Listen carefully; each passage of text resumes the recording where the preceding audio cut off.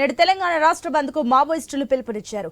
ఈ నెల 1న ములుగు జిల్లా ఏటూరు నాగారంలో జరిగిన ఎన్కౌంటర్ ను నిరసిస్తూ మావోయిస్టు తెలంగాణ పార్టీ రాష్ట్ర బంద్ కు పిలుపునిచ్చింది.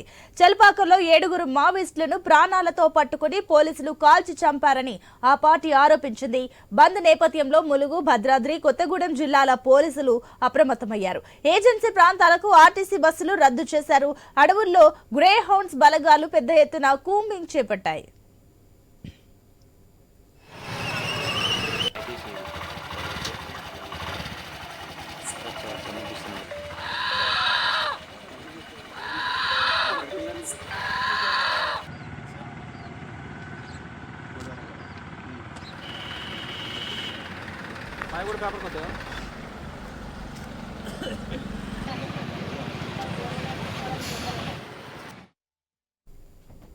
రైట్, ఇక నేడు తెలంగాణ రాష్ట్ర బంద్ కు మావోయిస్టు పిలుపునిచ్చారు. ఈ నెల 1న ములుగు జిల్లా ఏటూరు నాగరంలో జరిగిన ఎన్కౌంటర్ ను నిరసిస్తూ మావోయిస్టు తెలంగాణ పార్టీ రాష్ట్ర బంద్ కు పిలుపునిచ్చింది. దీనికి సంబంధించి మరిన్ని డీటెయిల్స్ మా కరెస్పాండెంట్ నవీన్ అందిస్తారు. నవీన్, ఈ తెలంగాణ రాష్ట్ర బంద్ కు అటు మావోయిస్టులు పిలుపునిచ్చిన నేపథ్యంలో దీనికి సంబంధించిన డీటెయిల్స్ ఏంటి? ఈ నెల 1వ తారీఖున ములుగు జిల్లా ఏటూరు నగరం అడవి ప్రాంతంలో భారీ ఎన్కౌంటర్ చోటు చేసుకుంది. అయితే ఈ ఎన్కౌంటర్ లో దాదాపుగా 7 మావోయిస్టులు చనిపోయారు. దాంట్లో 2 ఏరియా కమిటీ కార్యదర్శులు, అదేవిధంగా రాష్ట్ర కమిటీ సభ్యులుగా ఉన్నటువంటి 2 కూడా చనిపోయినట్టు పరిస్థితి కనపడుతుంది. భద్రు, అదేవిధంగా మధు, వీళ్ళిద్దరు కూడా కీలక నేతలు మావోయిస్ట్ పార్టీ తెలంగాణ రాష్ట్ర కమిటీ మెంబర్లుగా ఉన్నారు. అయితే ఈ 7 కూడా పోలీసులు పట్టుకొని 30వ తారీఖే, అంటే నవంబర్ 30వ తారీఖునే పట్టుకొని డిసెంబర్ ఫస్ట్ తారీఖున కాల్చి చంపారని చెప్పేసి కూడా మావోయిస్టు వెల్లడించారు. అయితే తెలంగాణ రాష్ట్ర బంద్కు ఈ ఎన్కౌంటర్ కి నిరసనగా బూటకపు ఎన్కౌంటర్ జరిగిందని చెప్పేసి మావోయిస్టు రాష్ట్ర అధికార ప్రతినిధి జగన్ పేరిట ఒక లేఖ విడుదలైంది. ఈ రోజు 9వ తారీఖు రాష్ట్ర బంద్కు పిలుపునిస్తున్నాం మావోయిస్టు అని చెప్పేసి చెప్పారు. కేవలం ఈ ఎన్కౌంటర్ సంబంధించి ఏదైతే బూటకప్ ఎన్కౌంటర్ జరిగిందో ఏటూరు నగరం అడవుల్లో, ఈ ఎన్కౌంటర్ కి నిరసనగా రాష్ట్రం మొత్తం కూడా బంద్కు పిలుపునిస్తామని చెప్పేసి కూడా మావోయిస్టు వెల్లడించినట్టు పరిస్థితి ఇక్కడ నెలకొన్నది. ఏమైనా కానీ మావోయిస్టుల ఎన్కౌంటర్ తర్వాత దాదాపుగా 7 కూడా తెలంగాణకు సంబంధించిన కీలకమైన నేతలు అని చెప్పుకోవచ్చు. వాళ్ళందరూ కూడా తెలంగాణలో పార్టీ విస్తరణ కోసం పూర్తి స్థాయిలో కూడా నడుపుతున్నట్టు నేతలు. ఈ 7 కూడా పట్టుకొని ఒక మనిషి ఇచ్చినటువంటి సమాచారం మేరకు, పార్టీకి సంబంధించిన ద్రోహి ఇచ్చినటువంటి సమాచారం మేరకే 7 పట్టుకొని కాల్చారు.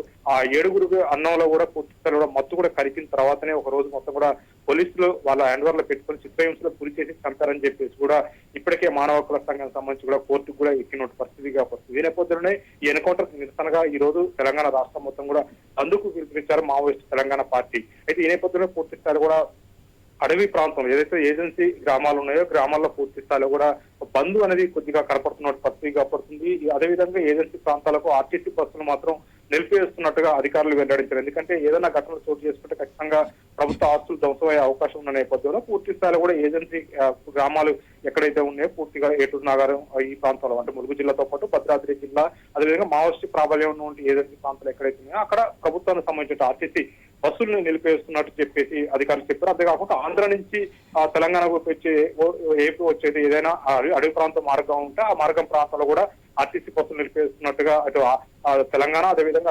ఆంధ్రప్రదేశ్ కు సంబంధించిన ప్రభుత్వ ఆర్టీసీ బస్సులు అయితే నిలిపివేశారు.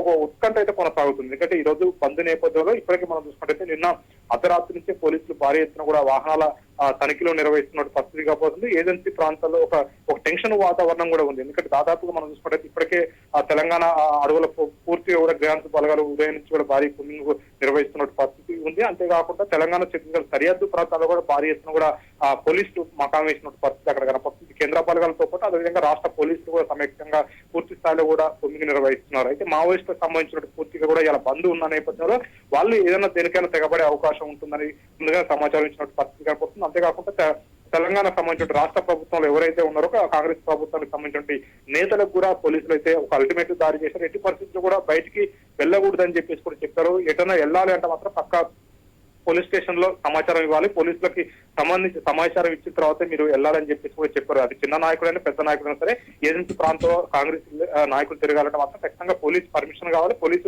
అనుమతుల తర్వాతనే తిరగాలని చెప్పేసి కూడా చెప్పారు. ఎందుకంటే పూర్తిగా బంద్ ఉన్న నేపథ్యంలో ఏజెన్సీ ప్రాంతాల్లో మావోయిస్టులు ఆ ఎన్కౌంటర్ కి నిరసనగా ఖచ్చితంగా మళ్ళీ తెగబడే అవకాశం ఉంటుంది. వాళ్ళు బహిరంగంగానే లేఖలు కూడా విడుదల చేశారు.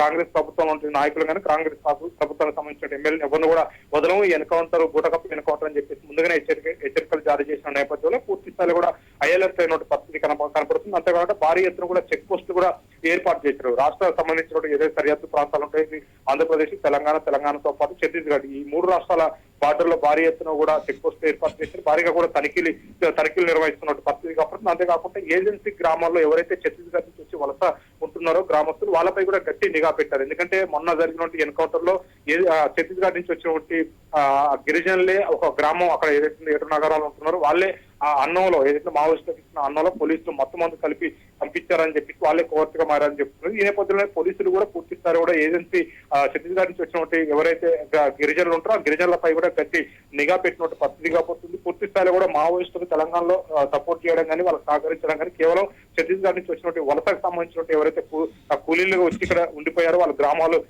కొన్ని ఏజెన్సీ ప్రాంతాల్లో కొన్ని గ్రామాలు ఏర్పాటు చేసుకుంటున్నారో వాళ్ళ మీద అయితే తెలంగాణ ప్రభుత్వం గట్టి నిఘా పెట్టింది. ఇప్పటికే పోలీసులు కూడా భారీ ఎత్తున గూడాలపై కూడా తనిఖీలు నిర్వహిస్తున్నట్టు పరిస్థితి కాబట్టి అనుమానితులు ఎవరున్నా సరే అదుపులోకి తీసుకుంటున్నారు. అంతేకాకుండా మావోయిస్టు సంబంధించిన యాక్షన్ టీములతో పాటు అదేవిధంగా మావోయిస్టు కీలక నేతలకు సంబంధించినటువంటి వాల్ పోస్టర్లు కూడా విడుదల చేశారు. ఎవరన్నా కొత్త వ్యక్తి కనబడితే గ్రామాలలో ఖచ్చితంగా సమాచారం ఇవ్వాలని చెప్పేసి కూడా పోలీసులు వాళ్ళ పోస్టర్లు వేసినటువంటి పరిస్థితి కాబట్టి పూర్తి స్థాయిలో కూడా వాళ్ళకి అనుమానం ఉన్నటువంటి ప్రాంతాలు మొత్తం కూడా భారీగా తనిఖీలు చేస్తున్నారు. అంతేకాకుండా పూర్తి స్థాయిలో కూడా అనుమానితులను కూడా ఎవరైతే ఉంటారో వాళ్ళని కూడా అదుపులో పరిస్థితి కాబట్టి ఇప్పటికే హోటల్స్ భద్రాచలంతో పాటు కొన్ని ఏజెన్సీ ప్రాంతాల్లో ఎక్కడైతే హోటల్స్ లాడ్జీలు ఉన్నాయో వాటిపై కూడా పోలీసులు గట్టి నిఘా పెట్టారు. ఎందుకంటే పూర్తి స్థాయిలో కూడా మావోయిస్టులు షట్టర్ తీసుకుని అటాక్ చేసే ఉన్న నేపథ్యంలో మావోయిస్టు కోరేరియా వస్తే కానీ మావోయిస్టు సంబంధించిన సభ్యులు ఎవరు వచ్చినా కానీ పూర్తి స్థాయిలో కూడా కొత్త వ్యక్తులు ఎవరున్నా పోలీసులకు సమాచారం ఇవ్వాలి, గోప్యంగా వస్తామని చెప్పేసి కూడా చెప్తున్నారు. ఈ నేపథ్యంలో పూర్తి స్థాయిలో కూడా ఏజెన్సీలో ఒక హైటెన్షన్ వాతావరణం అయితే నెలకొన్న పరిస్థితి కనపడతా ఉంది. Right Naveen, thank you.